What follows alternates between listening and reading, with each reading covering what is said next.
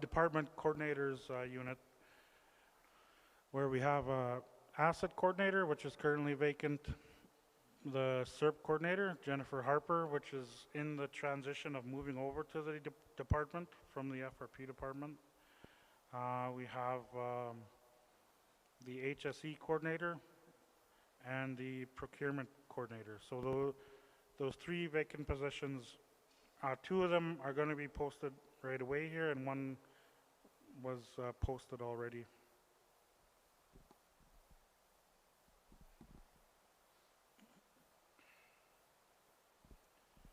So yeah, just a run through of the current team. We have Fahad Ali Jalal as the Associate Director of Technical Services, Aoki Project Manager, Cindy McDonald, Project Admin, Chanel Stick, Project Coordinator, TS, Project Coordinator, Jennifer Harper with SERP, Talal Arshand as Project Officer, and Egan Patagan as the Summer Student.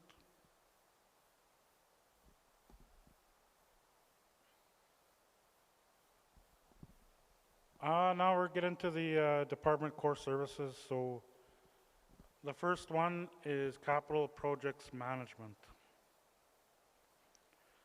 So this is managing, planning, design, construction of community infrastructure with a focus on quality, costs, and compliance. So like I mentioned, this is kind of centralizing that for the nation. In the past, each department, each team would kind of go through the steps on their own, and to improve efficiency, I guess, is kind of why we're looking at centralizing it, ensuring all the proper steps are being taken and communication is being made. And it's, in the past we were very reliant on consultants to kind of help us with our projects, but now we're bringing that home and we're taking ownership over our projects so that we're doing it in-house. I know a few of the mandates are to ensure quality control in these projects as we go forward and cost efficiency. I guess the next one is the asset management strategy. So this focuses on preventative maintenance, life cycle planning, and performance monitoring to extend asset life. Again, in the past, this is something that we relied on consultants and relied on them to make decisions in the best interest of Onion Lake, but now we're bringing that home and we're going to be taking ownership of that. And that relates to the maintenance management planning that I mentioned not too long ago. So this is capacity building the capacity within the nation to monitor these things, to help with our planning, to help with our maintenance of our assets. The next one is Health and Safety Foundation. So develop safety policies, enforce regulations, and provide training to protect workers and community members. So this is an initiative to centralize safety in Onion Lake, to protect our staff, to protect our contractors and our membership at large.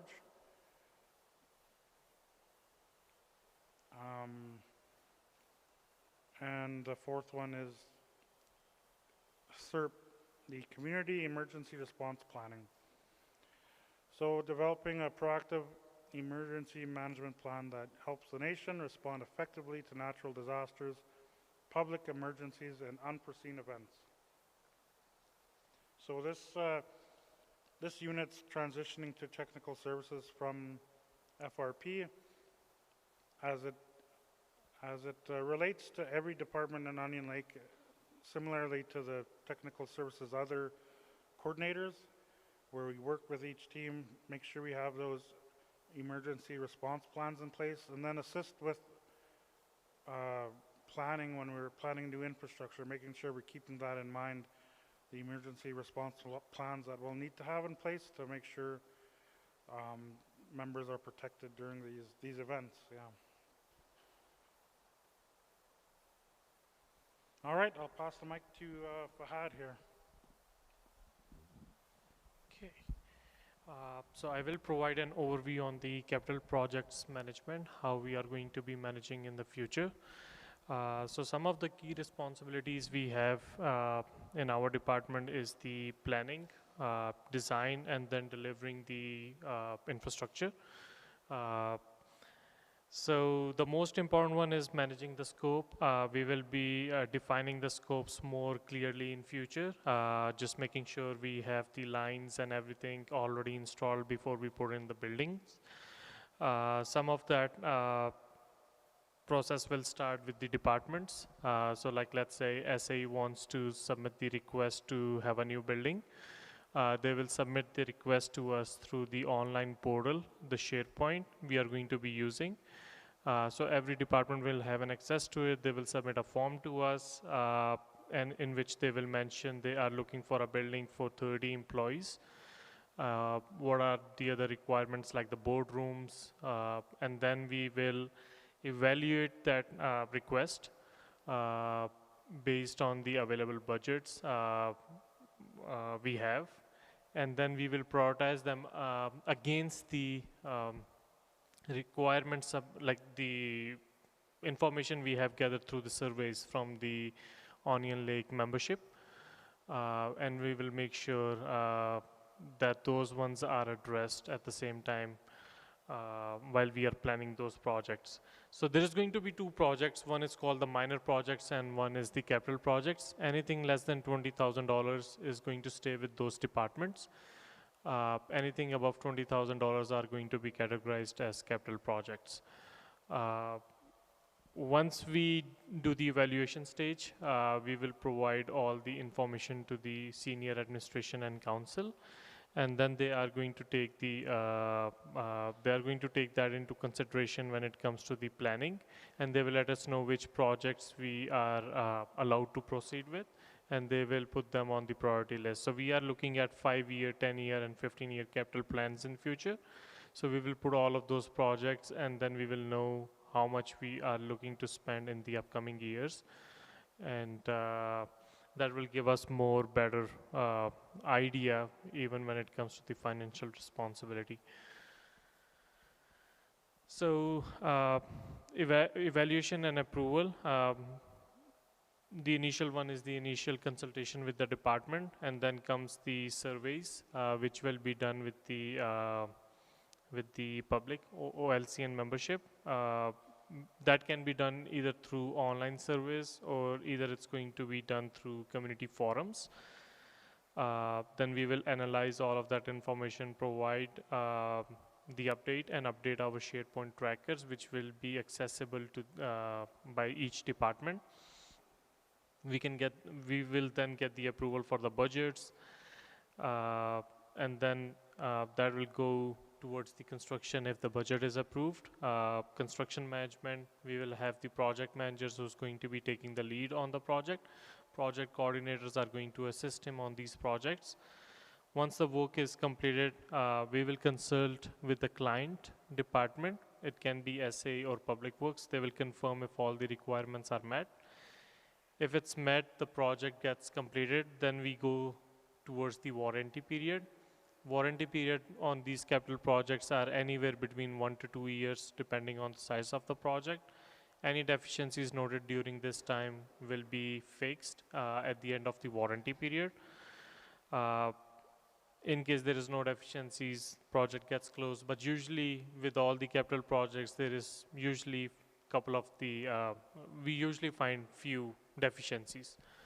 So those ones will be addressed, and then the project will be closed and all the holdbacks will be released to the contractor. I just want to make a comment before you move on. Yeah, so I'm really excited about this process because it kind of gives our departments, gives our teams some support when they're looking to grow their infrastructure. And we need that growth in Onion Lake here. So when a team knows they need a building, they'll go to technical services with what they need, what they project they'll need in the future, and incorporate that into the plan. There, yeah, there's a lot of steps involved with planning infrastructure, and a lot of them kind of get overlooked. And when you're dealing with a consultant, it doesn't really matter to them if we build it a certain way. So we kind of take that back and we look at the big picture, like where's this department or where's this team going to be in 5, 10, 15 years, and is this building going to be big enough, right? When you're dealing with consultants, they won't have those concerns. They kind of give the client what they want, right? But yeah, so this team is helping ensure that technical support is there for our departments, making sure we're asking the right questions and getting what we need and in if infrastructure. So just wanted to elaborate on that. Yep. Asset management strategy, that's another component which is really important when it comes to the planning. So right now we don't have that component when it comes to any future planning. This is going to play a huge role. We are going to be purchasing the software and making sure all of our assets are completely listed with all the details in it. So we know when the water lines are installed, sewer lines are installed, what's the life on it, when are they going to be replaced in future, so that we can predict the cost, so that we don't have you can say unannounced breaks or the sudden breaks in those lines on the within that critical infrastructure. Another good thing with the asset management is that when we are going to put in the new buildings, let's say we are putting in a $50 million facility somewhere, we at least know how old those lines are, whether they can accommodate all of those additional water or the sewer usage. In case we cannot, then we can find any alternate place which is better for that facility. So that will help us like in terms of reduced cost in future. Right now we don't have all of that data on when the certain infrastructure was installed in particular. So this will help us in better planning in future.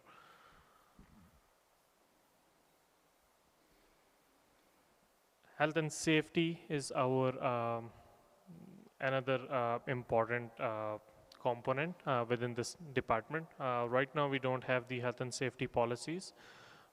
This is basically to protect our public and the employees.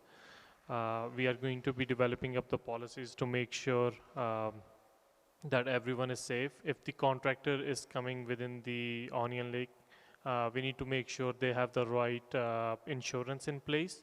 They have the WCB coverage so that our own locals are completely protected in case anything happens. We will also ensure that at the site they have been provided with the required PPE in future as well. And then we will be incorporating this health and safety with the emergency response as well in future. They will work hand in hand. And all the local contractors will be trained. We will be providing a guides in future, working with the other departments to show them how to obtain all of these necessary certifications. Currently, our local contractor doesn't have any of those certifications, so they are unable to work in Lloydminster or Edmonton. So once we are able to provide them these, guide them, and they are able to obtain these certifications, they can go out and make a living from the bigger cities as well. So the most important one which we are focusing on right now is the procurement process. We want to make sure that we get the best quality for any money we are spending on any project right now. We are trying to create the completely competitive procurement process.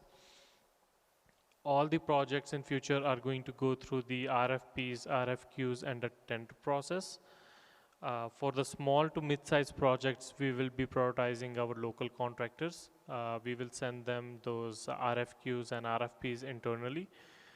If we don't get enough response, we will go out to the Lloydminster and other big contractors to get the pricing in. There is certain specialized professions where we don't have the expertise. Our locals doesn't have it yet. So for those projects, we will be advertising them upfront, like in the throughout the Alberta and Saskatchewan through the online platforms we have available. So the large capital projects, they will always be posted on Alberta Purchasing Connection. Alberta Purchasing Connection is the platform from the government of Alberta where we can put out the RFPs and tenders, and all the contractors usually have an access to it. For all the companies, like the Onion Lake owned companies, you can sign up for those accounts. It's completely free. It's a government platform.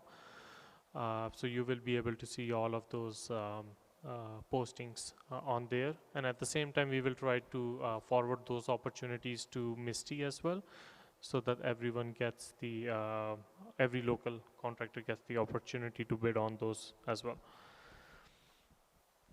And then we are moving towards formal contract agreements. Before we used to do a verbal agreements, so nothing was in writing, so we are moving towards more formal contract agreements. Every small work as of now, we usually end up signing the contract, making sure that if the contractor is working on something critical like electrical work or plumbing, they have the required certifications, they have the insurance, so we don't run into the issues.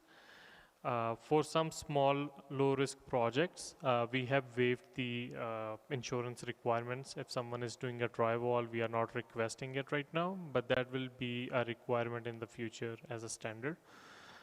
WCB coverage, not all the contractors, local contractors has that right now, but that is going to be phased in over the time.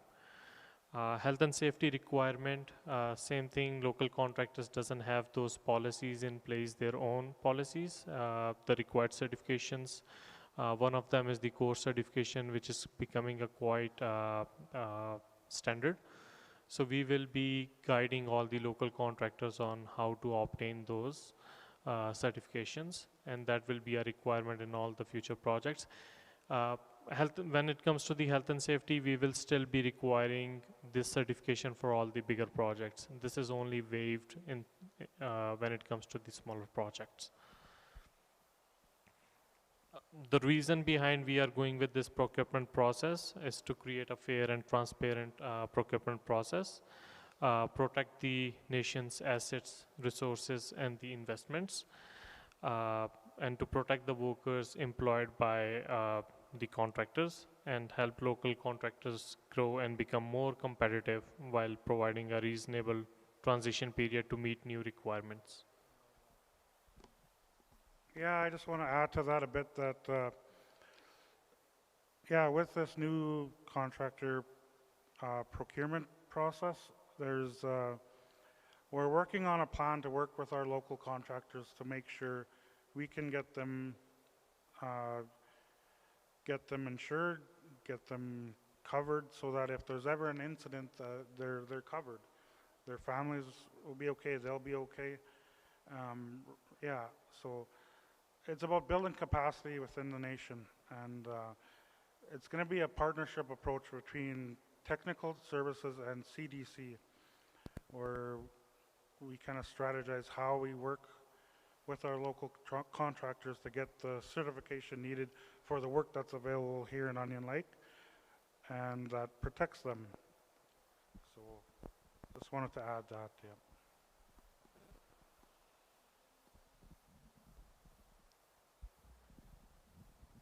So community-driven capital planning. Planning is one of the biggest component when it comes to the project management itself, and to do the proper planning, we have considered the survey which was out in December 2025 for our upcoming 5-year capital plan we are working on. So this survey was completed last year. In this survey, we have received 68 responses, and then there was 38 unique project ideas submitted by our local membership and public. So the highest priority for our Olcn membership is the multiplex or the recreation and community space. We are considering that in the upcoming 5-year capital plan. Along with that, the locals wanted to have the Elders Lodge as one of the high priority adult education center, shopping center, grocery stores, and an hospital. So all of these surveys which we will conduct every year that will help guide us when it comes to the 5, 10, and 15-year capital plans in future, and these will be addressed within those plans. So now we have some active projects currently the technical services department is working on. The first one is the youth center and the office RTM. We are building 2 youth centers. They are going to be in the subdivision. The first one, south one, is going to be in the Sesame Street area. Their office is going to be beside the SA building health center. We already have the buildings within the Onion Lake. They have been placed into their location. Right now we are working on finishing up those minor construction work on it, and then we will be working by the end of this month on the parking lots, and we are hoping to deliver those in August of this year. We have a solar project. I will get into more detail on this one. We have installed 123 solar systems on the houses. 23 of them are on the Alberta side, 100 is on the Saskatchewan side, and we are hoping to deliver that in August of this year as well. Vehicle storage and EMS building, it is under construction right now. It's right beside the health center. That one is under construction as well. Around 60 to 65% of construction is completed. We are hoping to finish that in early September of this year. And then we have the aquatic center, which is going in the subdivision area. That one is in the design phase. We are hoping to start the foundation work later this year in the fall, ideally by late September or early October. Arena renovations, we are doing some minor renovations in the arena. We are doing their ice plant repairs. There is going to be some new doors getting installed. We will be working with their director on identifying few more deficiencies they have mentioned about plumbing. So those ones are going to be addressed this year as well. Sound booths is another active project. We have got the codes for that. We are planning as of now to have 3 sound booths constructed, one within the band office building, one here in Round Hall, and then we are going to have the third one as well. We will be discussing those codes with Fraser pretty soon, and hoping to get the construction started this year and getting it finished by Christmas. Landfill, we are going into another phase, so we will be starting working on the landfill project pretty soon. That work has been awarded to Beretta, and we are in the contract signing stage of this project. We are hoping to get this project finished by late September or October mid. And then we have the Heritage Park revitalization. So this year we were working on fixing a lot of the critical repairs which were needed at the Powwow Arbor and at the grandstands.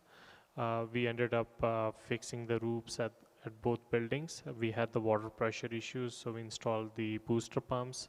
There were some other plumbing issues in both buildings and the showers.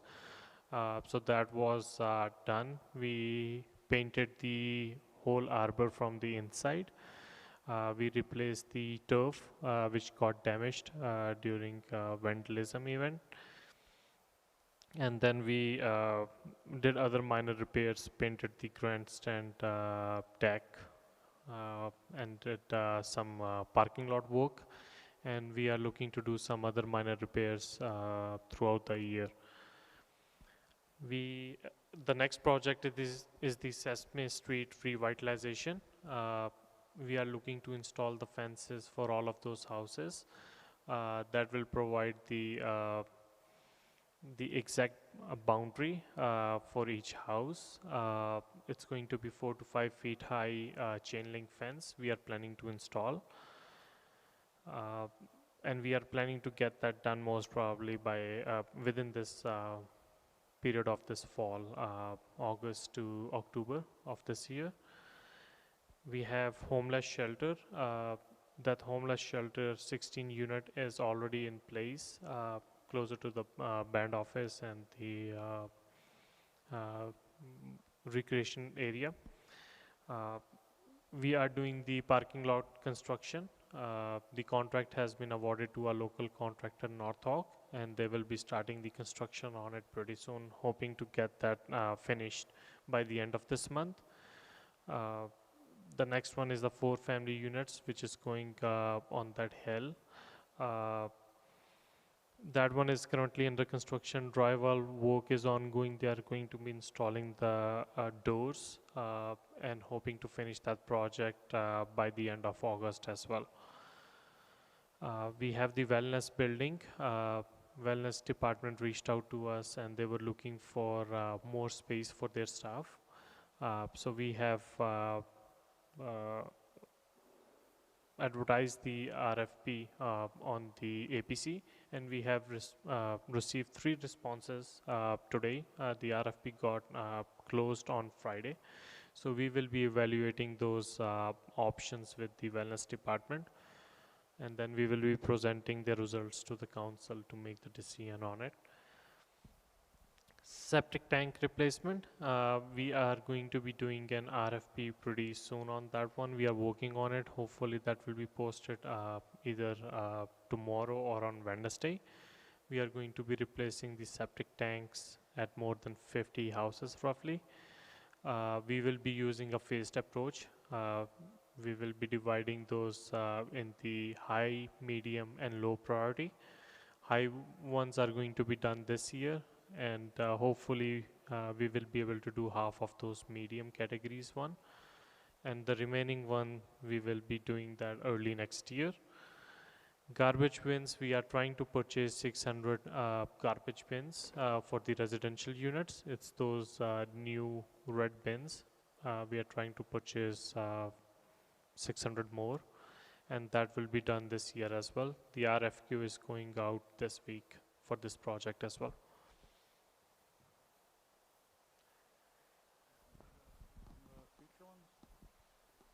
Okay, I'll give Fahad a breather here. Going into the next slide, projects in the planning stage and future projects. So, yeah, based on the survey that we did in 2025, the multiplex is something that community members really want.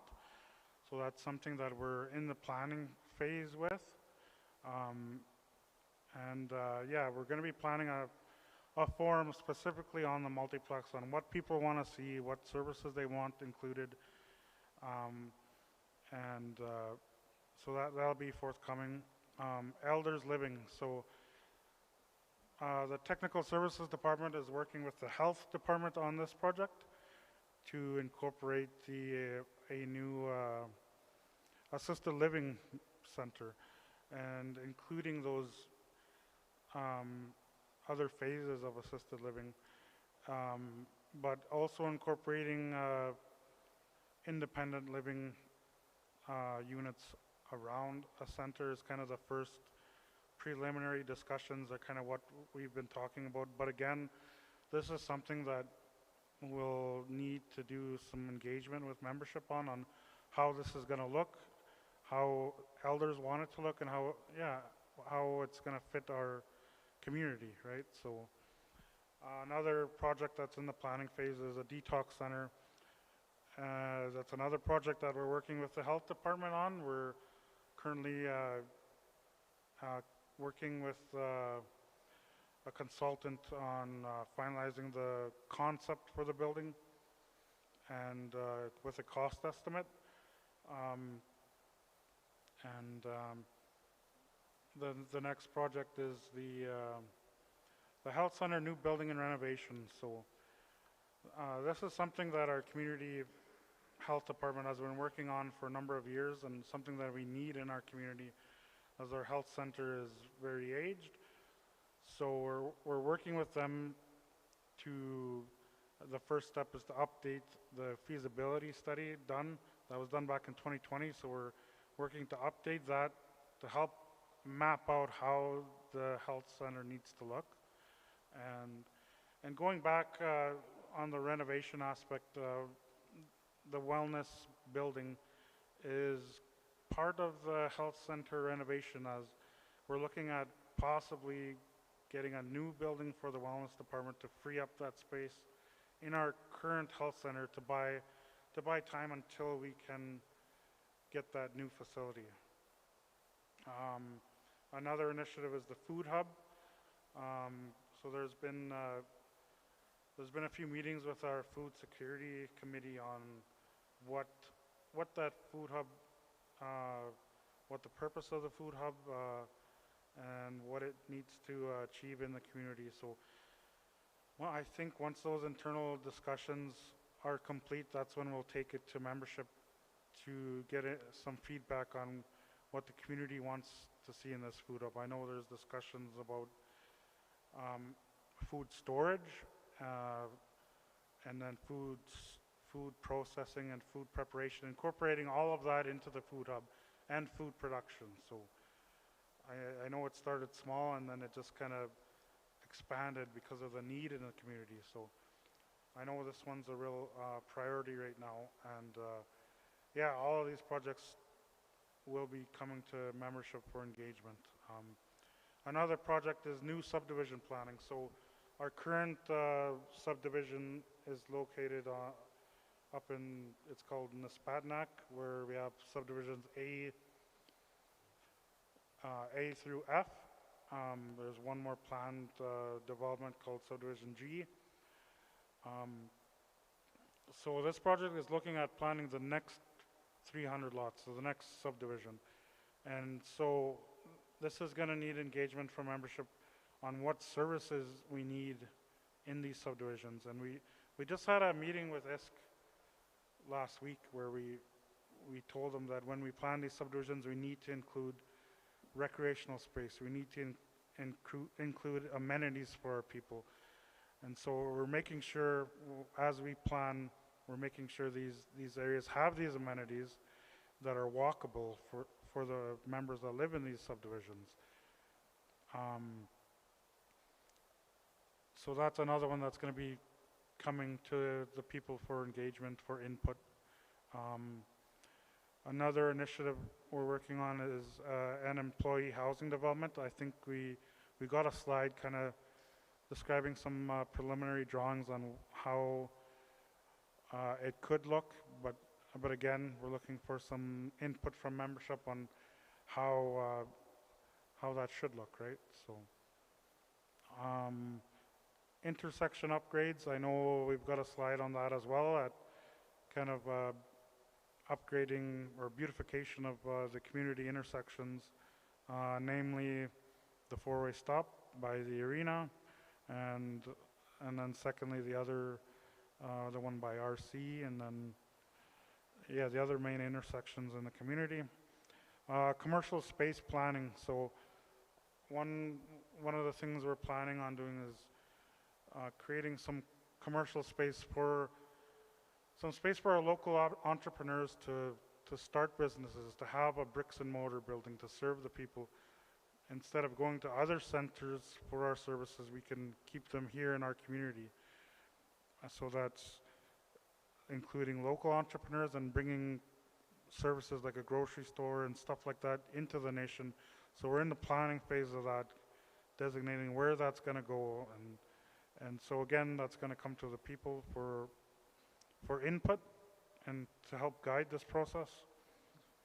We're working with the Gift of Language on the new interpretive center.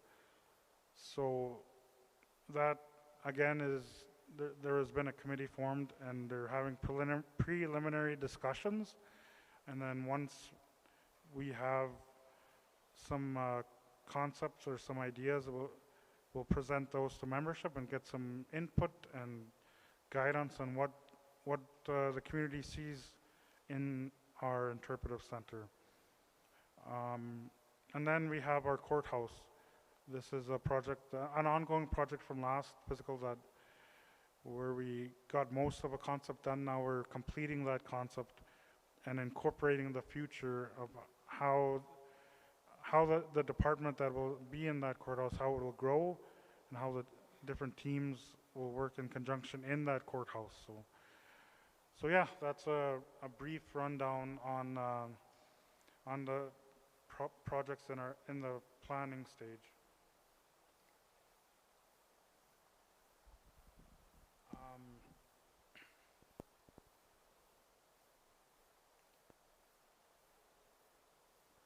So I guess I can carry on here. One of the major projects that are moving ahead is the Aquatic Center, phase 1 of the Aquatic Center. So this project has been ongoing for a few years. I think it was back in 2022 when Onion Lake applied for the Green and Inclusive Building Fund through Infrastructure Canada at the time.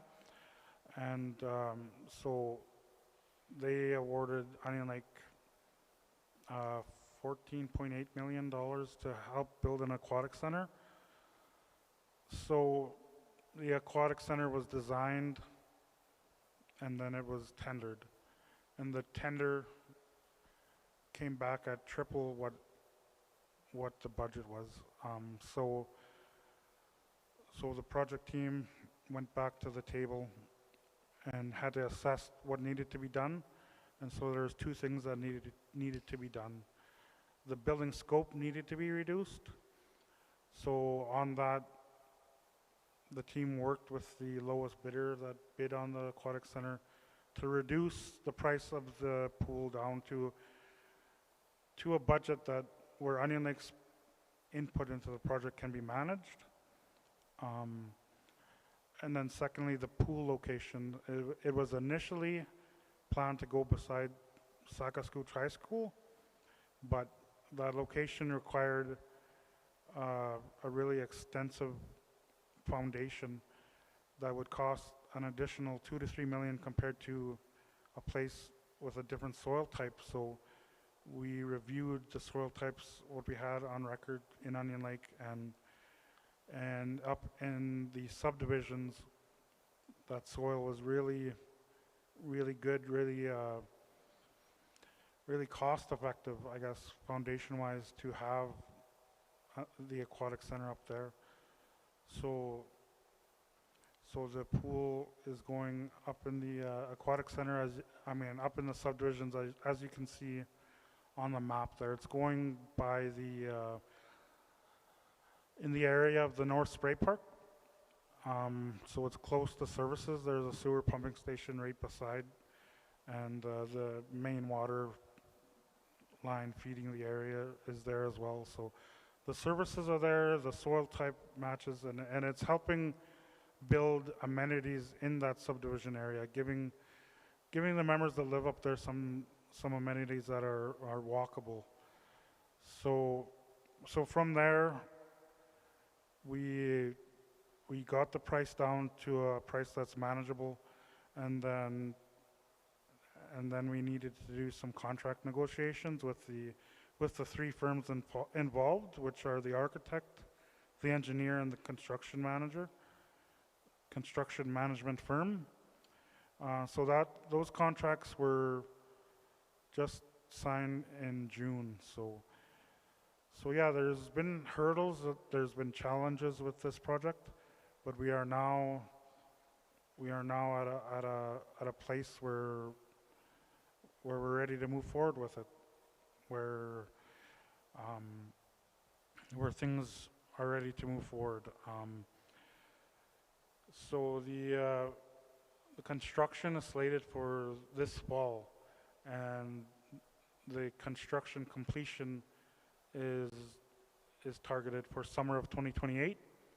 With the funding agreement, the deadline that construction needs to be complete is spring of 2029, so we have a bit of a buffer there. But it's a very time-sensitive project, as it's a large building. And like I mentioned, it is a phased approach, so just looking at the drawings, the renderings of the pool, there's a five-lane pool. There's a leisure pool with a lazy river. There's a spa pool, a hot tub. There's also a sauna and a steam room, and there's a water slide. So this pool has all the amenities that you want in a pool, and it's big enough with those 5 lanes that the competitive swimming tournaments can be held in this facility. So it opens up that opportunity for our youth to join competitive swimming. And yeah, because it's part of the funding, the grant that we got for the pool is the green and inclusive. It requires the building to be net zero, so it's going to have a solar panel system on it. So yeah, when I say the pool, this is phase 1. There is opportunity, and the building was planned so that there can be an addition to the north side and the south side of the pool to add amenities, and this is where again, we're going to be bringing that back to the community for engagement on what amenities we want to see in the pool, and which should be in phase 2, which should be in phase 3, and yeah. So that's the aquatic center. We did initially have Genco, the construction management firm, slated to come and present more on the pool, but they weren't able to make it.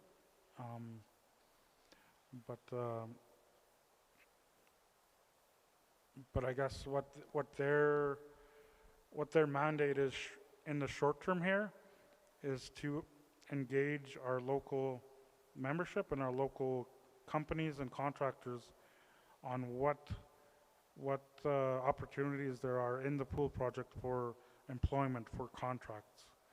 So we're going to be planning a career fair here in either mid-August to early September to make that connection, to let the community know what's available and what trades opportunities are available in this project. So yeah, that's key with every project we do, and that's something that the technical services department is here to advocate for, to make sure that our companies, our contractors, our local contractors, and our membership are involved in these projects, so that we don't have companies come in and leave, and we don't have the opportunity to work on these projects. So this is a vital part of this department, ensuring our local contractors, our local companies, and our local members have opportunities to gain employment and contracts with these projects that come through. I'll let Fahad take over here for the solar project.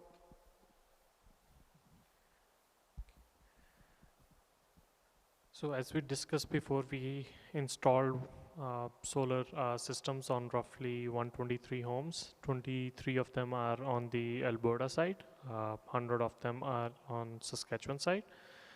Solar installation is completed on all 123 homes. All the Alberta homes systems are fully operational as of now. On the Saskatchewan side, we have booked the inspections with the TSASC. They are already doing the site visits. Once they are done with those inspections, we will be turning on those systems. Along with that, we are working with TSASC on net metering agreements. We have been reaching out to all the people who are residing in those houses to sign those net metering forms. We have been taking care of all the paperwork. All we need is the signatures from the residents on those forms. Uh, so that process is still ongoing. We are hoping to finish all of these inspections and sign these net metering agreements by mid-August, so that these systems are operational before the winters. This project was funded by the federal government, and then we found another partner in this one who has funded the remaining amount, and those they contributed roughly 30 to 40% of the project cost, and it was the Raven Outcomes. It's an indigenous owned organization who basically funds these kind of projects.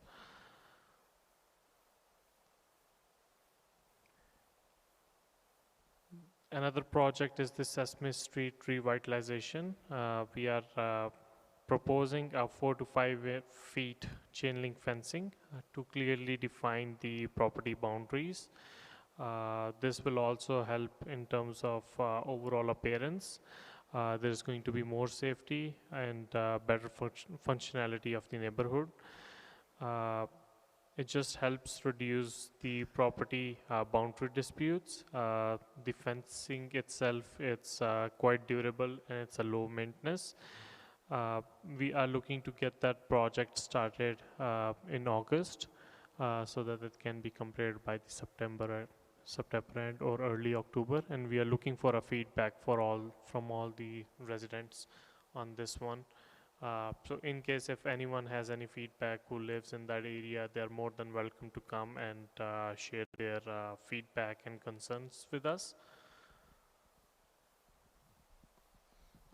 Yeah, so this is the project I'm really excited about, providing backyard fencing to the members that live at Sesame Street.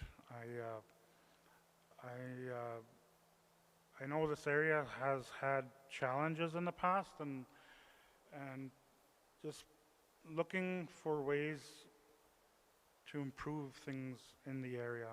And like, I got kids, and I know having a backyard fence is essential to let kids play outside, to make sure they're safe. And I think this project is going to be one that will have lasting effect on this area, and it's something that this is kind of a pilot project for. I know we want to look at doing this more in the community, providing that safe place for families, and I know this is actually something that housing's looking at incorporating into their housing plan, where the new houses they build have these backyard fences in place, so that they have, each family has their own space, a safe space for their kids to play. But yeah, like the other projects we spoke on in the past, this needs engagement from the members that live in this area. So I can see us having another forum shortly with the members that live there, to ensure this is something that they make sure the end product is something that they want, something that will help in the area there. Yep, go ahead.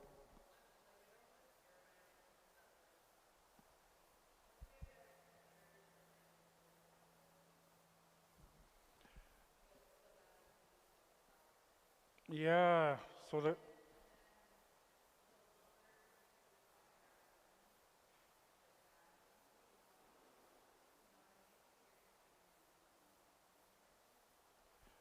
so the comment was, did we consider maybe putting wood fences in the area to improve the privacy, so there's less so you can't see into the backyard, and then also the wood can be purchased from all nations.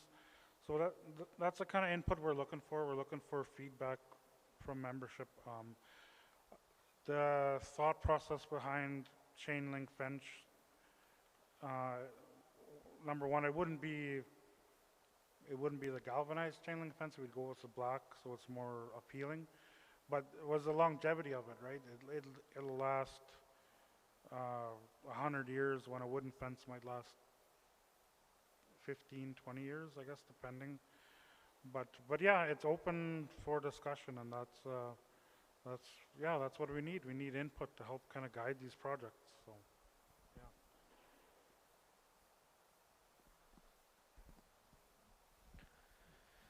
Another project we have right now is the intersection improvements. The one you are seeing on the screen is just the concept we have been working on.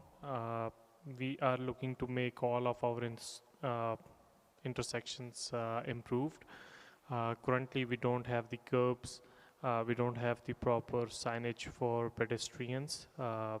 We don't have they are not properly illuminated either. So our long-term plan is going to be improving all of our major intersections. Welcome to Onion Lake. The signage you are seeing right now, we are planning to install it right behind the bison, where the bison is right now at that intersection. We want to put the welcome to Onion Lake over there. We want to have the clearly marked parking spaces in future as well. So this is just the concept right now. Nothing is finalized, and we will be looking for the feedback from the community of what they would like to see, what kind of intersections they would like to see. So yeah, this is the initial plan, and we will be looking at doing the that Highway 17 intersection most probably next year. This is going to go to the council sometime later this year once the actual drawings and the design is completed.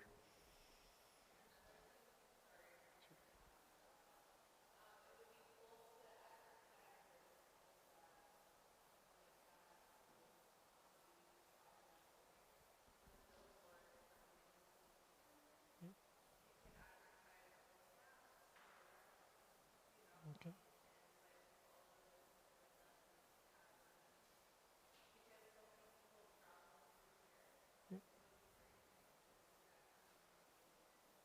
Okay. Yeah, I think that's a really good idea. Just for the viewers online, the comment was installing billboards along the highway so that membership and people driving through the community know what the community has to offer in terms of companies and contractors. So I think that's something we can work with you guys on to get get those billboards up and get the awareness out there. Yeah, it's another project for the list there. Yep.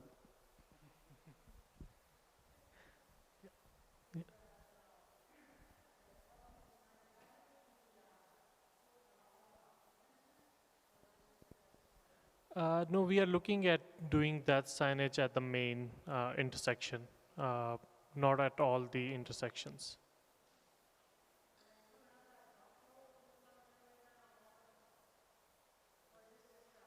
It's just the concept right now. It's the concept, but we are planning to put a similar signage right behind the buffalo. Where the buffalo is right now, we want to put it right behind it. Yeah.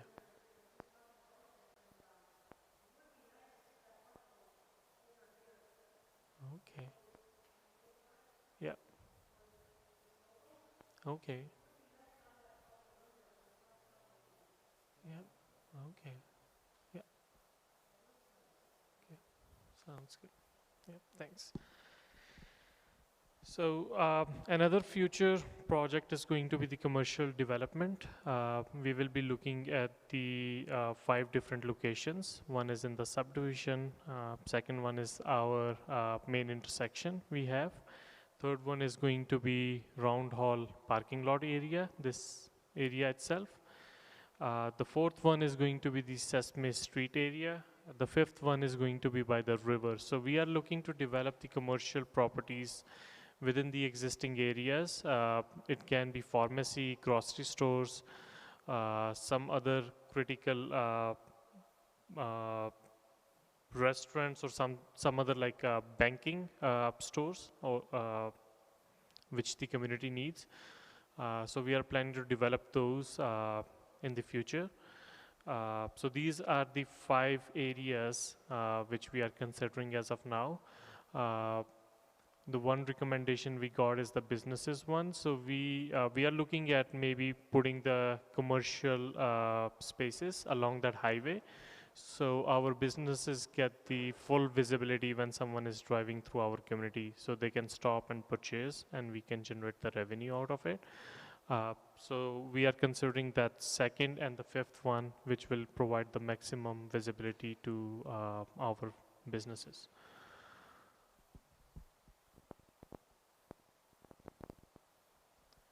So this is the concept of round hall commercial development. We are planning to build eventually a commercial area, which is going to be you can say it's going to be a shared parking space, but it's just the concept. Nothing is approved as of yet. It's just on the paper, and we want to create something which is right in the middle of the community, so everyone who is living close by can have an easy access to it. Right now it shows the grocery store, which is quite big. It might be just 2 or 3 small retail spaces, but that is something we are considering in the long run. And we would like to get your opinion on or the feedback on these developments as well.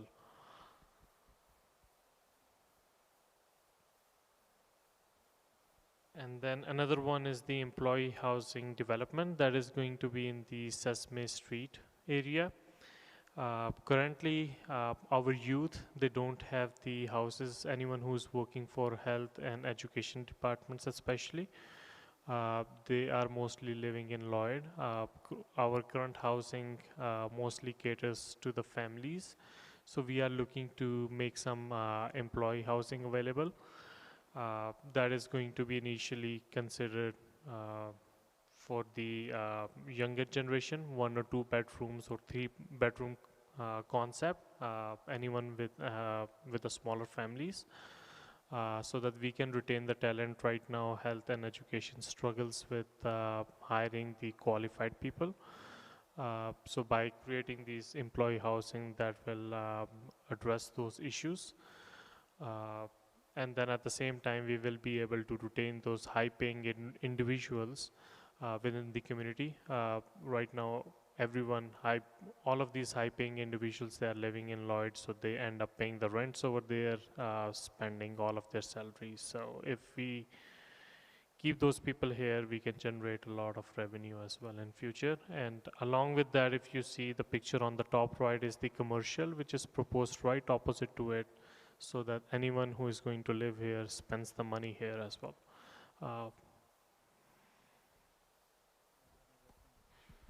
Yeah, I just want to add, yeah, and Onion, like Fahad said, a lot of the housing caters to larger families. There's not much opportunity for smaller families to, or even individuals to access housing in Onion Lake. So we're looking at options to increase the housing supply here for those members with the smaller families, with that are just an individual.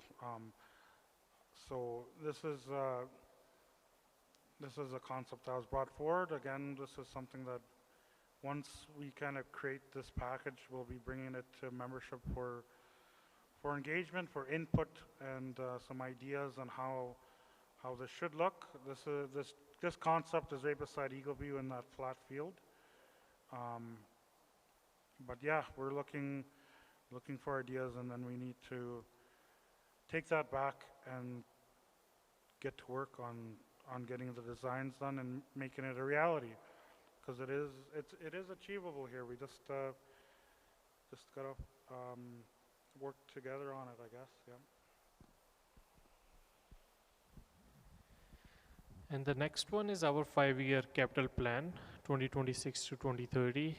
We are currently working on that one. It's under review with the leadership. So we are trying to create a plan where we can s- do all the projects the stage wise, so that we are not randomly constructing something. It's properly staged, so we save money. I can give you one example is, let's say one of the department wants to build a building. I wouldn't like to just run the water and sewer lines just for that building. I would like to plan it out so that if I am going to lay down a water and the sewer line for that building, it can be used by another building in future. So we have the enough capacity in those lines. So that is going to be something which is going to reduce the infrastructure cost in future. So that will be considered in these 5-year capital plans. We will be using the same resource for multiple different projects to ensure that we are not overspending on these projects. So this one has been initially presented to council, and we are making certain changes and will be presented again to the council pretty soon. Yeah, so this is another initiative that the Technical Services Department is taking on, and it's another one that I'm really excited about because it's mapping out where the investment is going to be in the next 5 years. And it's a living document. Year to year, things will change, priorities will change, but we'll still have the initial framework to work with. So that when members of the team move on, this is still there, that's still in place, and it can I guess, ensure the continuity of the program, of the objectives of the teams involved, right? So I think this is a very important thing that the tech services team is working on, and I look forward to it being completed, and yeah. So this is the most important slide out of all the presentation we have. It's investing in our future generation and engineers. We are looking for upcoming generation to take up some engineering or technical related education, so they can come and work for technical services department. As of now, we don't have people with a civil engineering or some technical background, and we would like to motivate our younger generation to take up these courses and education so that they can work for us. Uh, we are going to provide them summer employment every year if someone is going to the university to take any of these courses.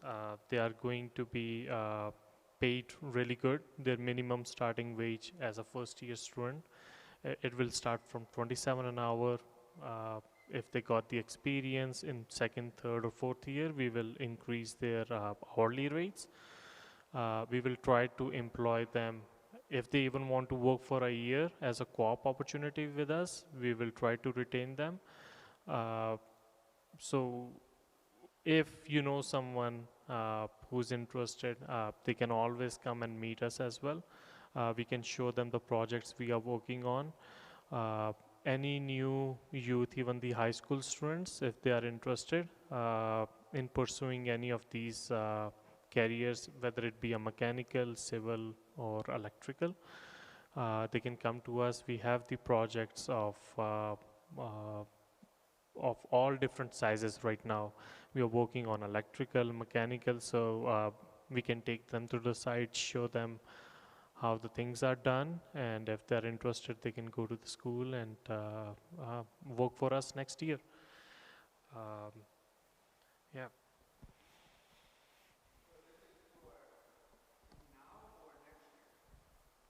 If someone is already taking those courses, I'm more than willing to hire someone if they want to have the co-op opportunity. But we are right now advertising it for the next year, as the all the kids are going back to the universities right now in September.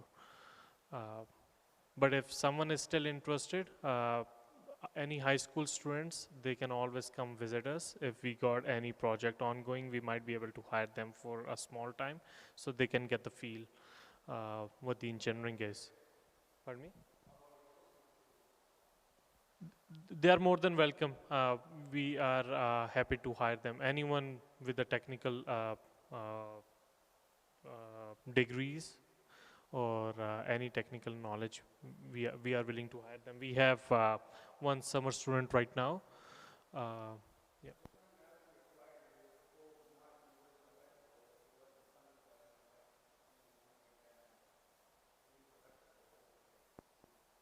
Oh, I wasn't aware of it, but if there is one person, anyone, you can always share my email address with them. Tell them they can send me their resume and we will consider them.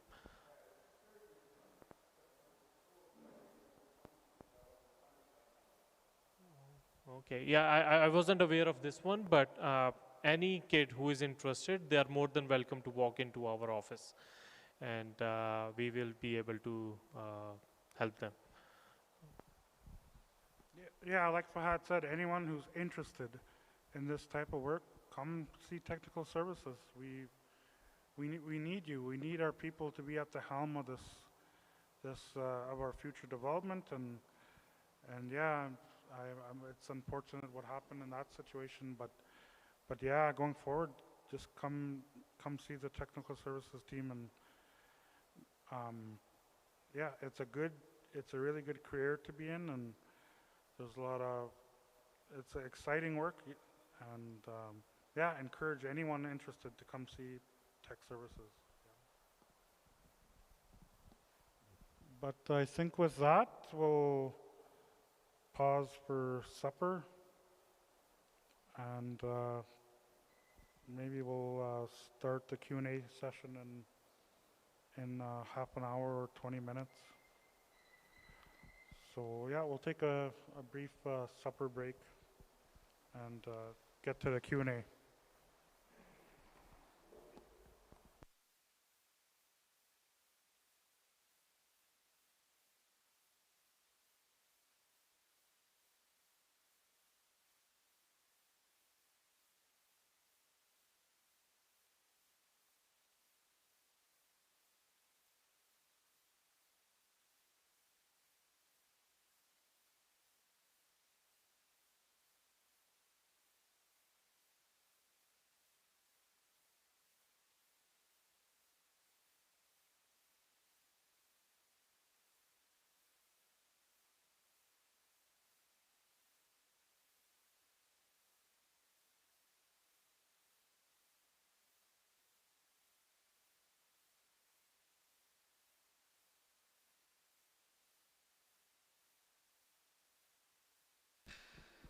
Okay, we're just gonna get Joe to pray for supper here, and then we can eat.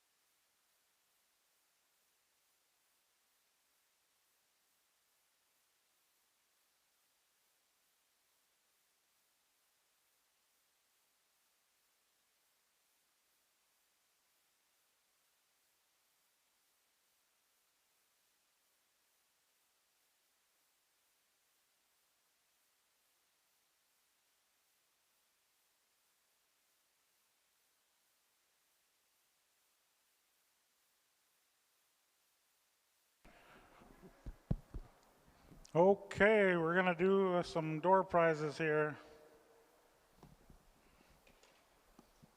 Hopefully you guys didn't lose your tickets. Just kidding, it's a draw.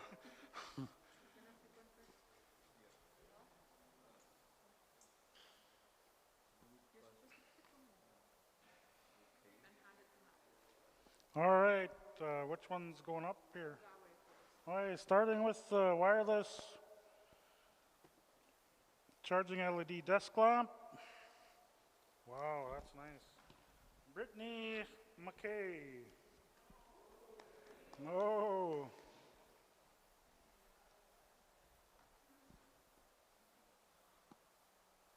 Oh, we'll get Brittany to do the next draw here.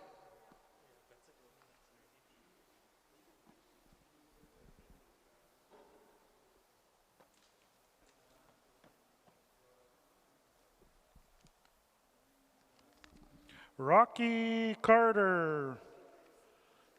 Yep, thank you. He got some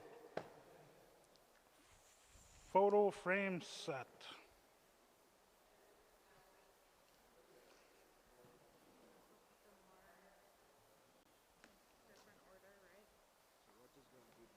All right, next one is, what's the next one? What do we get? Oh, this one here, sorry. But I'll get you to draw a name out of there. Okay. Oh, he's looking around, looking around. I'd like to thank Chief and Council for this. All right, thanks, Rocky. Tyron. Tyron got himself, is this 2 in 1 here? Oh, there he is. A beach bag, and now you're ready for the beach there, yep. Congrats, yeah. Oh, before you go, get you to draw a name for another photo frame set.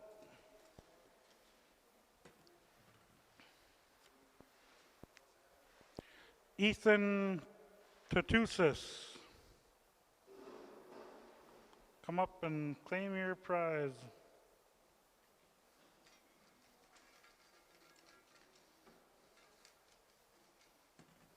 Here's the photo set. I'll get you to draw the next name too there.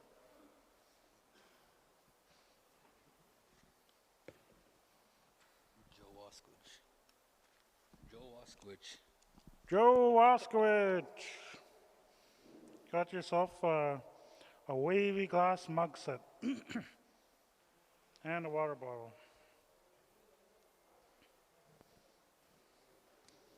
This too?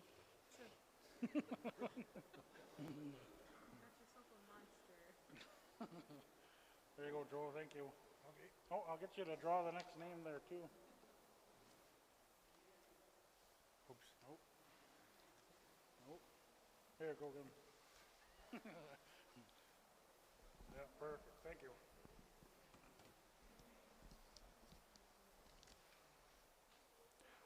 Calvin Chokin. The next winner is Calvin Chokin.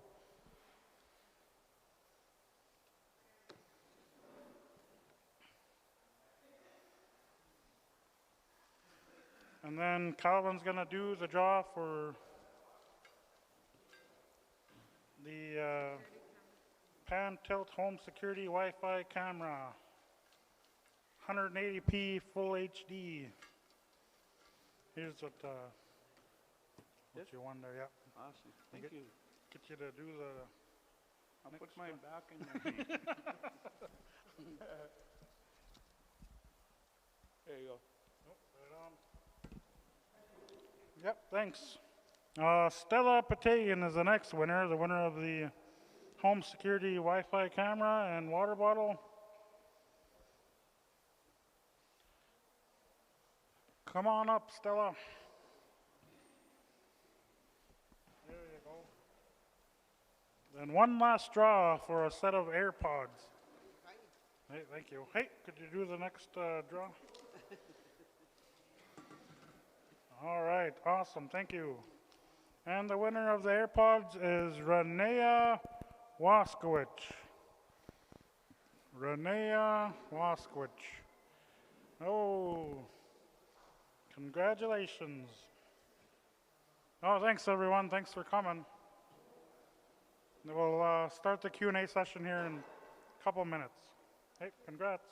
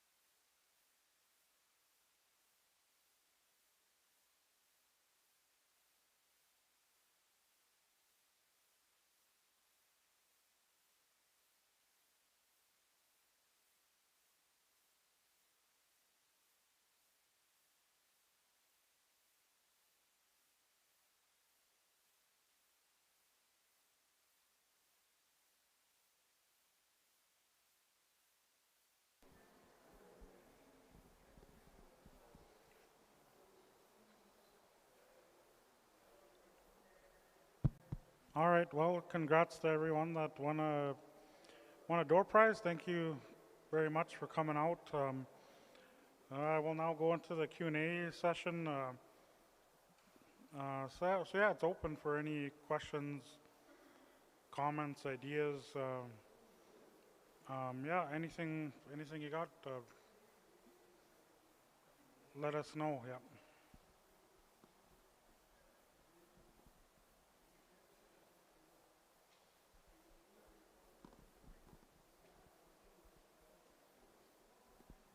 All right, Joe.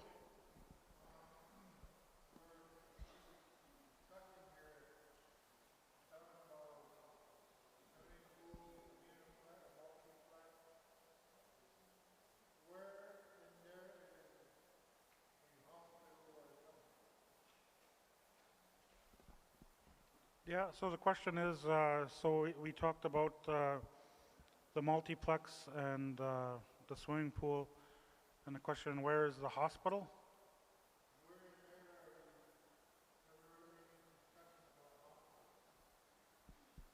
Yeah. So where are things at with the hospital? So um, yeah, in terms of our health center, like I mentioned, our health center is very aged, It's, it's too small. It's limiting the capacity of the health team. So we've had discussions with health, and we are planning on working with them to create that final concept. But just going back a bit, we are going to be updating the feasibility study to help map out the future needs in the health department to help guide the new health center design. So, yeah, that's a real priority for this department and for the health department, is getting that new health center. And I know there's an urgent care aspect to that facility. So I know last year there was some discussions with leadership and ISK, and we have a meeting planned with ISK Health this week actually to bring up this item with them on the funding for that facility. We're also looking at some other ways to other entities to reach out to for funding for this facility, because it's a dire need for a new health center in Onion Lake. So it is in the process. We're working through the steps to get it to become a reality here in Onion Lake. And yeah, no, it's not sidelined, it's not forgotten. It's something we are working on with the health team. Yeah. Hopefully that answers your question.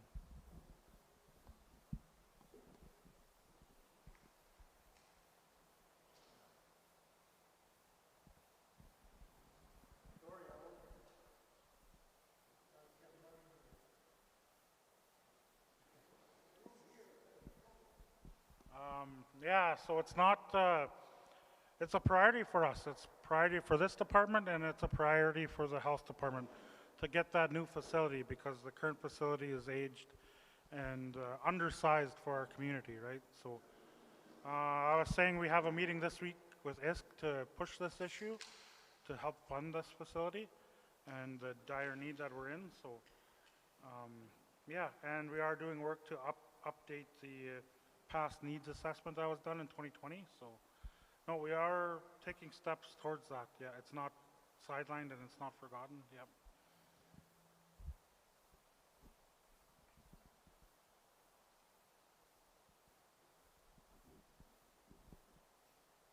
Yep. Any other questions or comments out there?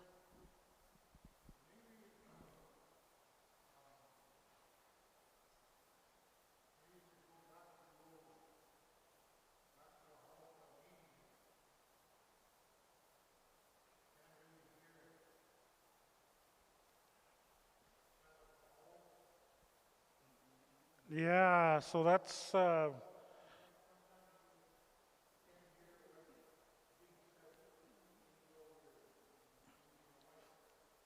yeah, so the comment was that the audio isn't very good in this building, and it's something that we're actually working on with the PR department. We're going to be setting up a sound booth in the back and kind of placing the speakers in such a way that the audio is improved here. So yeah, that is something that's actually being worked on. Yeah. Yeah. Yep. Yep.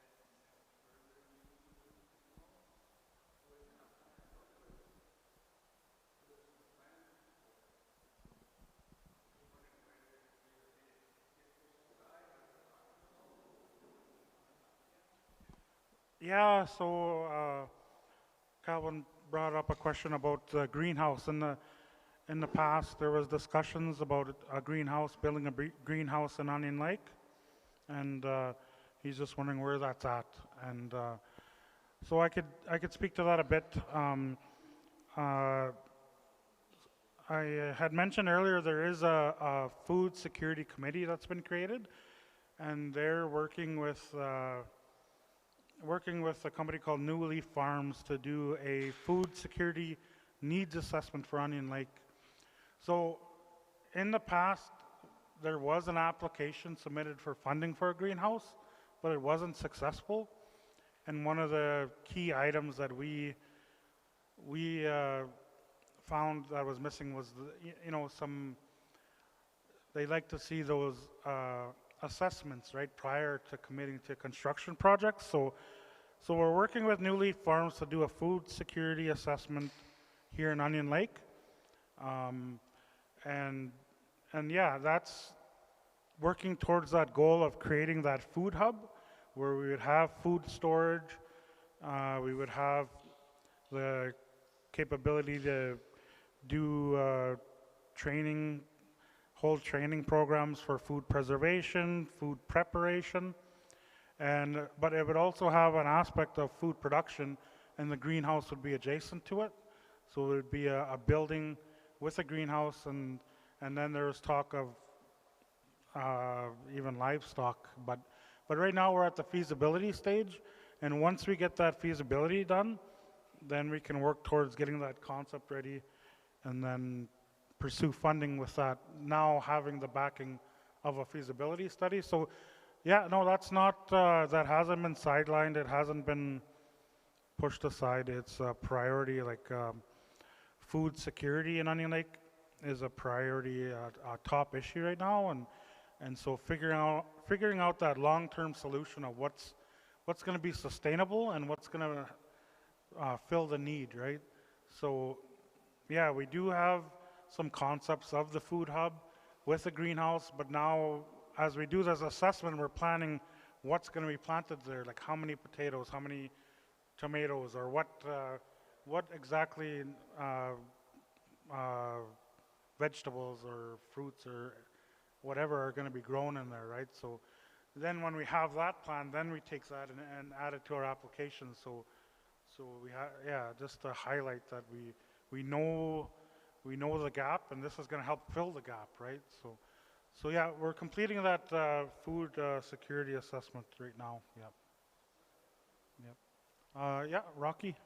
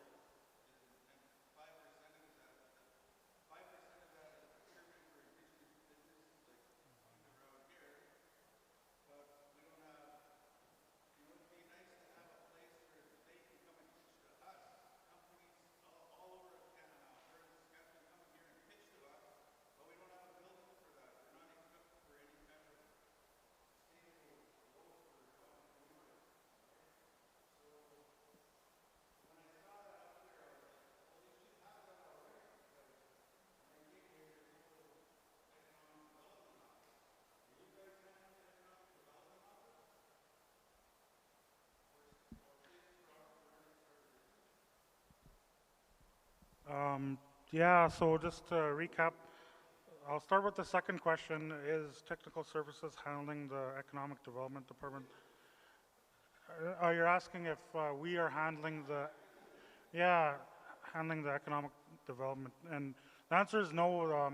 The CDC is, I guess, is a program uh, overseen by Philip Chief here in Onion Lake, and he's working on getting staff hired, and their mandate is to help local entrepreneurs. So that's the answer to question number 2. And then question number 1 was about, with the commercial development, what does that mean for local entrepreneurs? Will it give local entrepreneurs the opportunity to have a business, a bricks and mortar building to operate their business out of? And yes, yeah, that's definitely the idea behind it. Like, to give, like you said, there's lots of local entrepreneurs in Onion Lake. We just need the facilities, right? We need the buildings to allow them to flourish, right? So that's the idea behind this, is these commercial areas that we identified on the map, is a lot of that is going to be designated for our local entrepreneurs. Yeah, so yeah, and in short, yes, that the idea is to create that support for our local entrepreneurs in that aspect. Yep. Yep.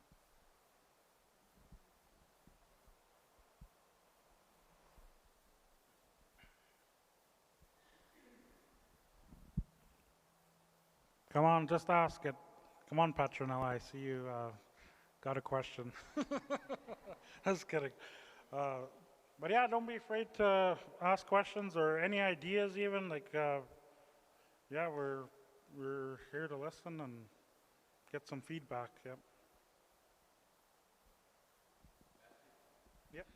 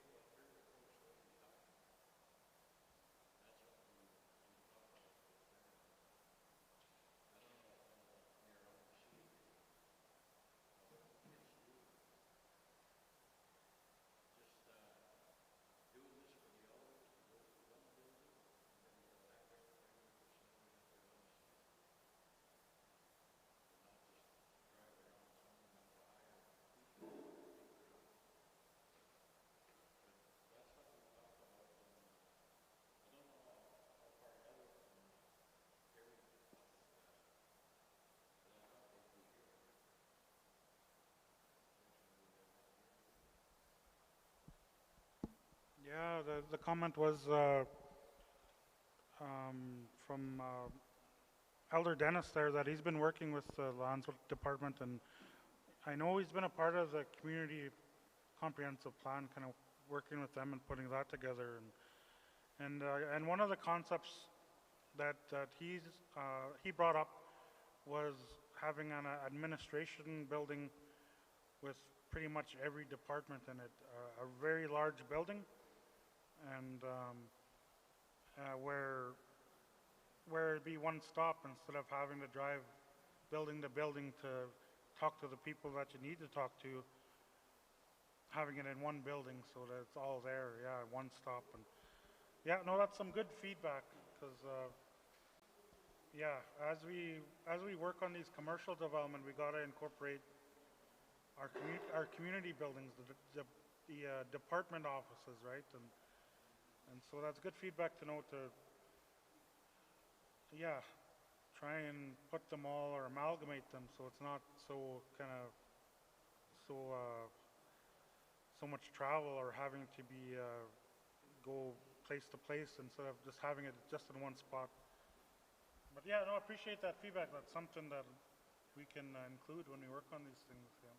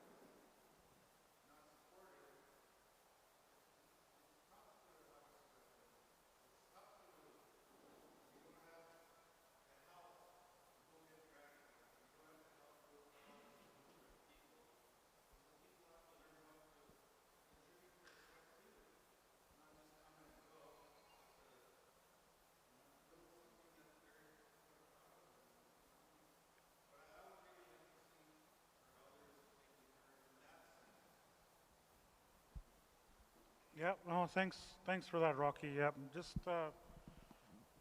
just so people on the air know the comments, Rocky brought up elders and like the elders that host the ceremonies with sweat lodges, providing support to them because some of them may not be in good health to be able to do the things needed to carry on these ceremonies, and the comment was to make sure that we're supporting them and in every way to make sure these ceremonies carry on. Yeah, yeah.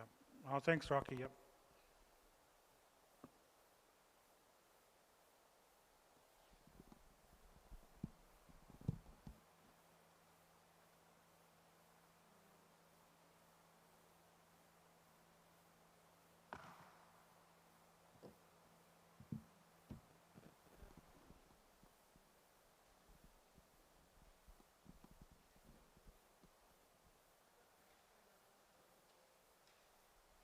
Yeah.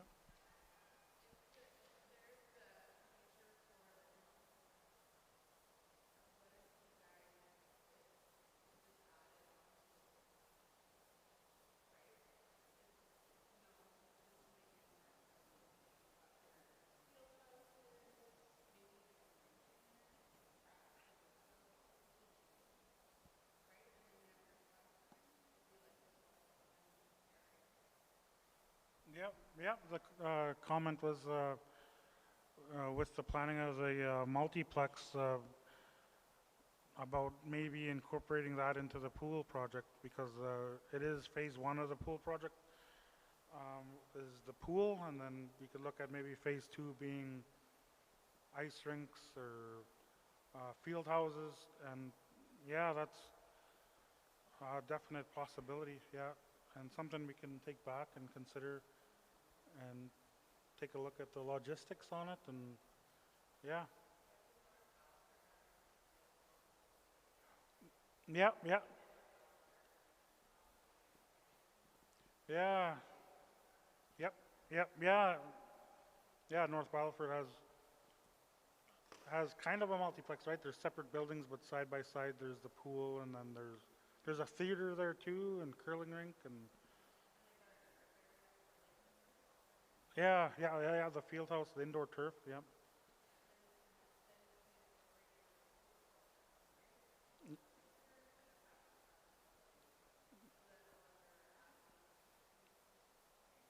yeah. Then you can play ball in the winter, play soccer in the winter when you've got that indoor turf facility.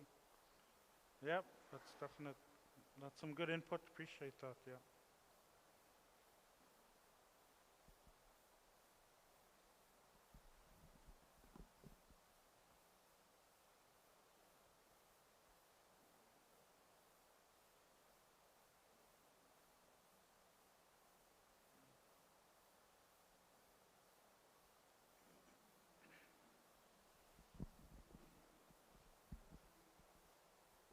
Yep, Joe.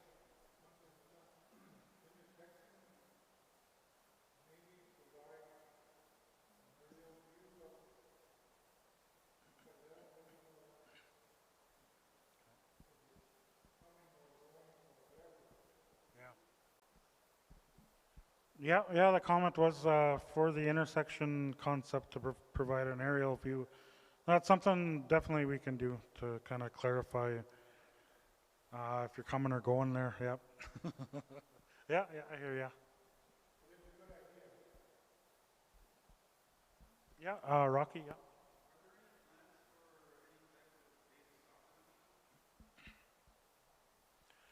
Yeah, and I know. So data sovereignty was the question, and I know um, there is a team working on it. It's not the technical services team, but there is some work being done. That'd be Philip working on that as well. Yeah, on the data sovereignty. Yep.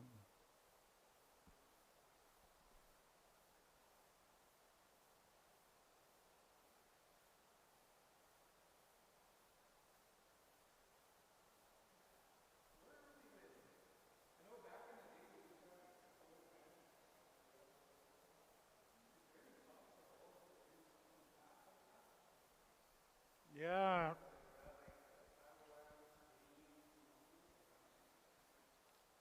Yeah, just for the online viewers, the question was about like the old Triple O Ranch.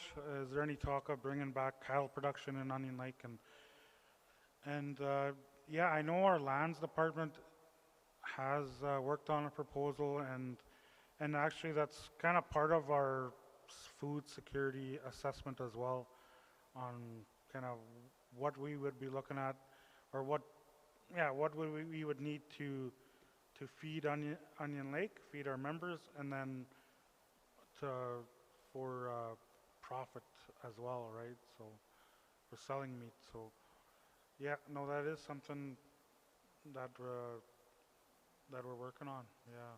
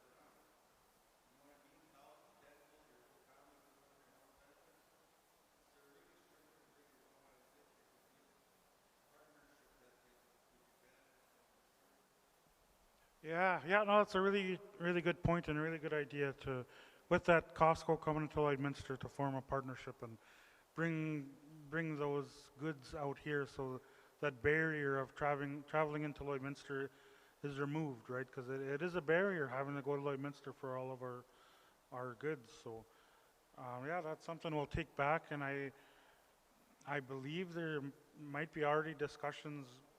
I'm not a part of those discussions, but I believe there is already discussions with them on stuff like that, on working with our food bank, on working with the future food hub, right? So, but no, that's a good info, and we'll take that back. Yeah.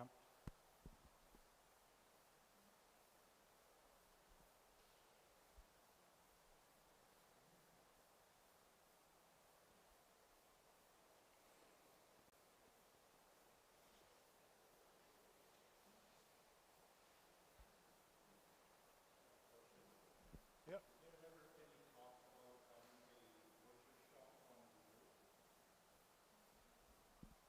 Yeah. The question was, is there any talks of having a butcher shop on the reserve? Um, so again, I go back to the food security assessment that we're doing, and um, I know that that aspect of the food processing, that we want that, we need that as part of the facility, right? And yeah, so yeah, no, that's and yeah, we'll take that back, because yeah, with the high price of meat, and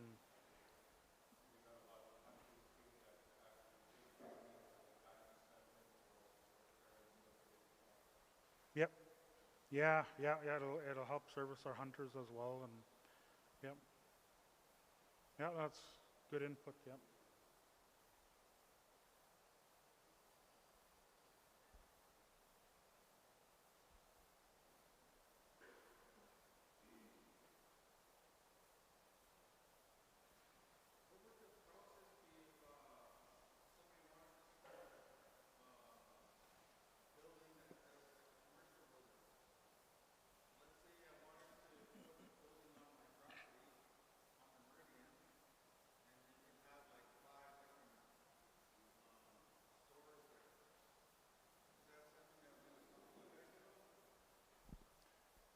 Yes, the question is about building buildings on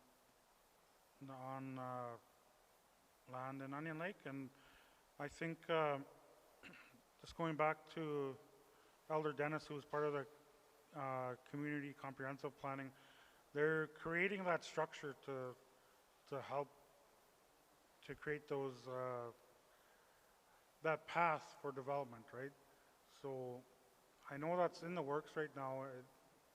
And as for doing something right now, you'd have to talk to the lands department, but I know they're in the process of creating that system where yeah, there's a process for development. There's a way to get permits and build buildings. Yeah.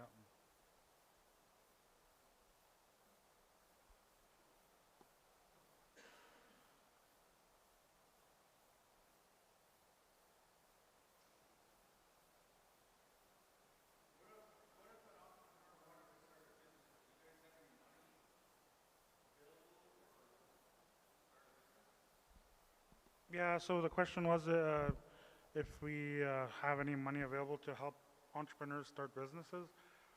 And again, I'd have to refer you to the CDC department, right? Their mandate is to support entrepreneurs and with supports like that or help them find those supports. Um, but yeah, our part in this is creating these areas where we can develop, servicing them the way that the community sees fit, so that we can develop, we can build those buildings and have those services, right? So.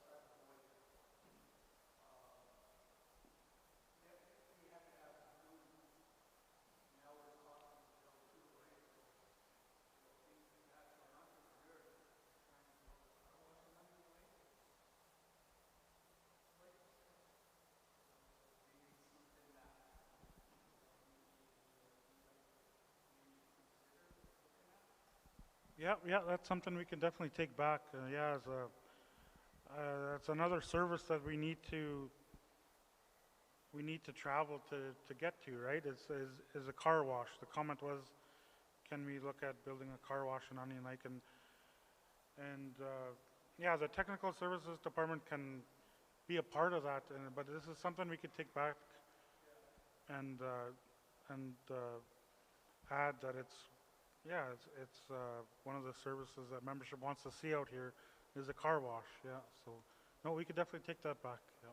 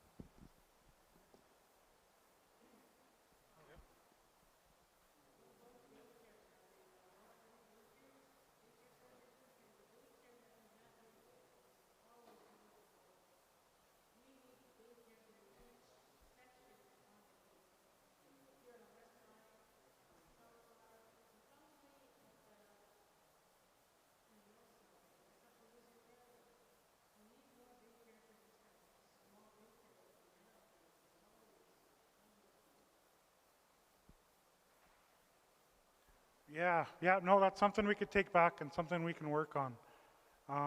Yeah, the comment was that we need daycares in Onion Lake, and even having them in the central areas in Onion Lake, one in the north, one on the east. And yeah, that's something we could take back, and it's something that's been brought up, but just hasn't been formalized yet, is pursuing uh, more daycare facilities in Onion Lake. But I know it's a need. I know, like you mentioned, that we have that one small daycare, and it's always full, and and again, that's another barrier for members to work, for members to do anything, right? If they don't have the access to childcare.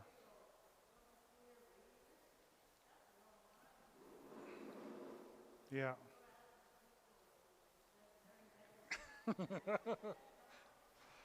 Yeah. No, no, thanks for that. Yeah, we'll take that back. Yeah, and work on it with the team to incorporate daycares and in different areas of the community. Yeah.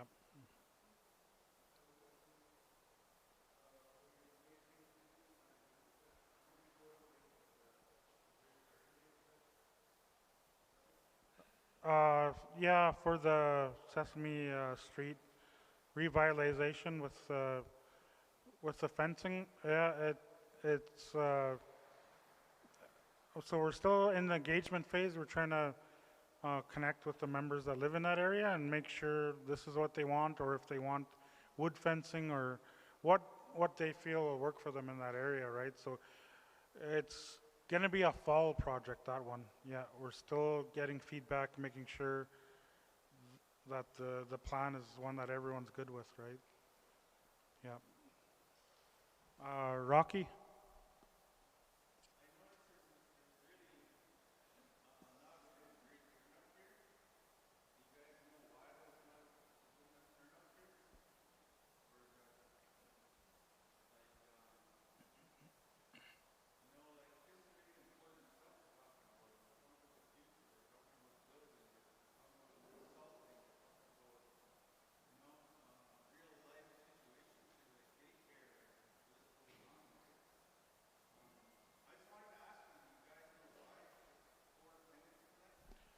Yeah, for the online viewers, the question is why we had poor attendance here tonight.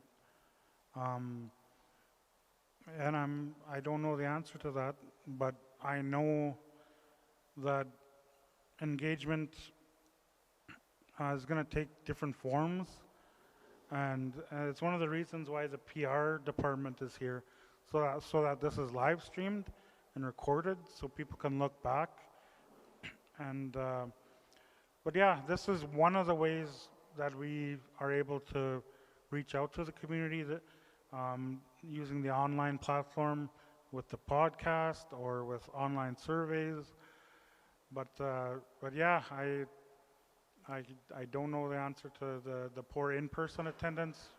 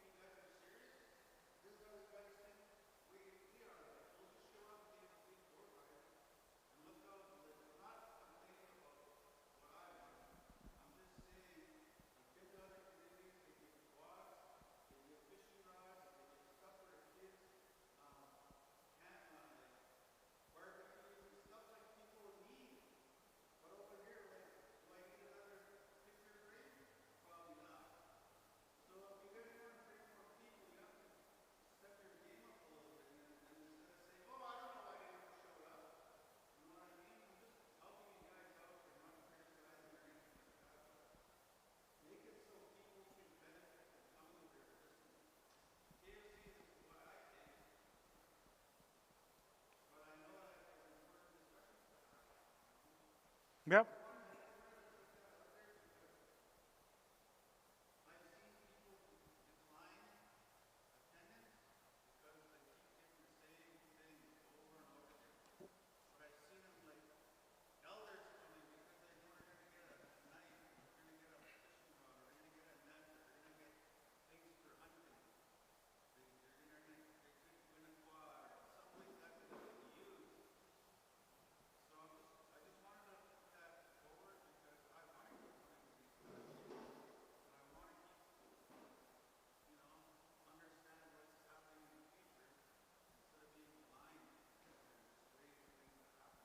Yeah, and you want to see it be successful. No, I hear you. And yeah, just for the online viewers, the comment was to have better door prizes to attract people. And in other communities, they have better door prizes and better turnout. So, no, this is input. This is why we're here. We need to hear some input. So, no, we can take that back. Yeah.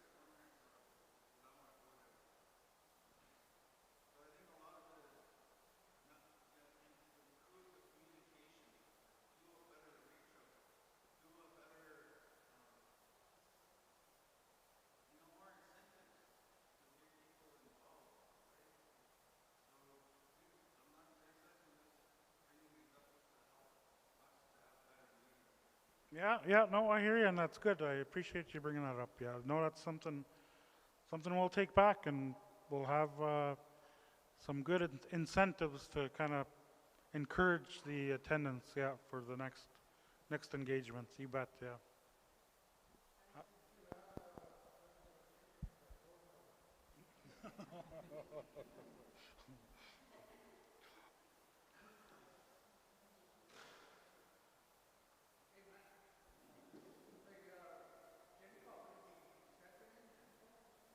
Yep, Jen Cole. Yep.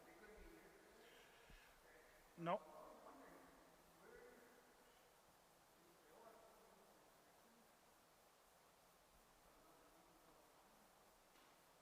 Yeah. So the question was about a project that education has been spearheading with the Early Years Learning Center, and what's going on. I guess the status of that project is kind of what the question is, and so um, that project, the design is complete, and that was we're looking at some potential funding that project is eligible for.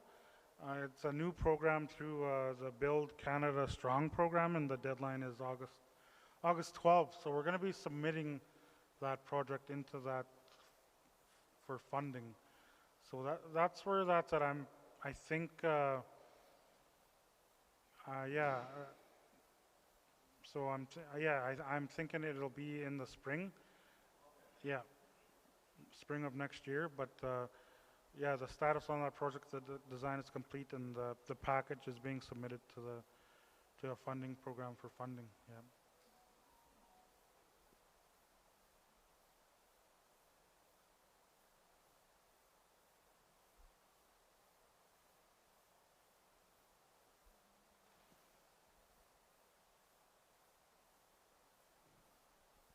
All right, we're getting close to 8 o'clock. Got time for one or two more questions if you got one. Yeah, let's hear it. Questions, comments, ideas, concerns. Yep. Okay. Yep.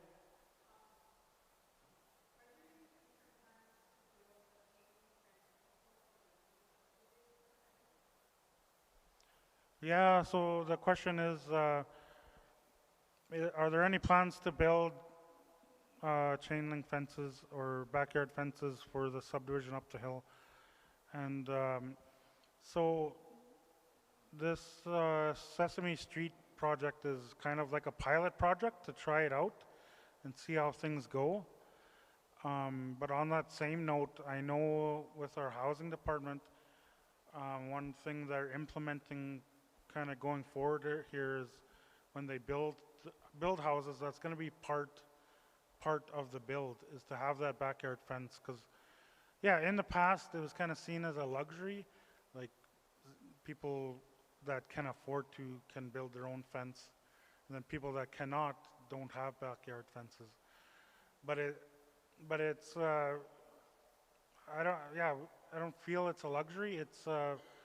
It's providing a safe place for families to let their kids play outside, a safe place to bond in the backyard, right? So to have that personal space. So I can, yeah, I would like to see doing the whole subdivisions, but we need to kind of start somewhere, and so that's the Sesame Street revitalization project. Yeah.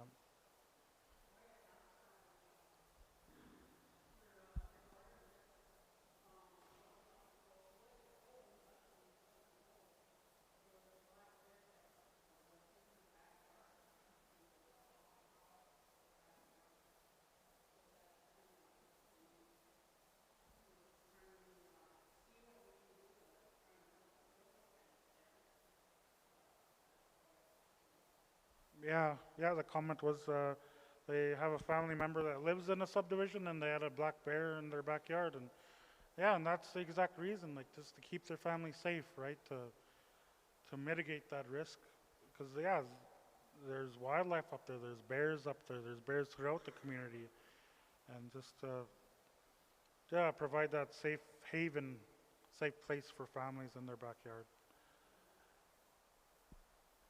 Yep.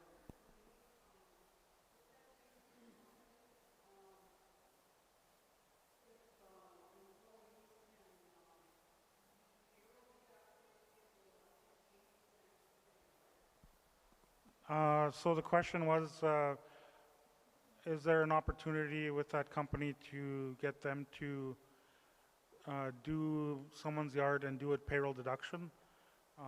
So with that project, we don't have a contractor in place. It's something that's going to be tendered locally here in Onion Lake.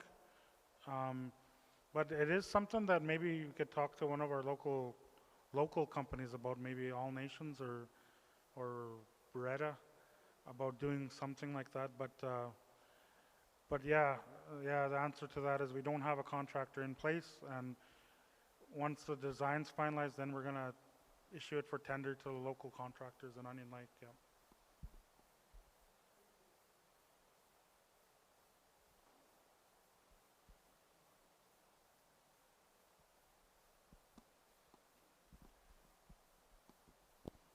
Yeah. All right. Well, yeah, I really appreciate everyone coming out, and I appreciate the feedback, the ideas and the comments and the questions. Um, yeah, like Rocky said, this is a very important discussion. It affects everyone in the community, and yeah, there'll be more. There'll be more opportunities, and we will have better door prizes at the next ones for sure. And with that, I'd like to ask Elder Dennis to close with a prayer.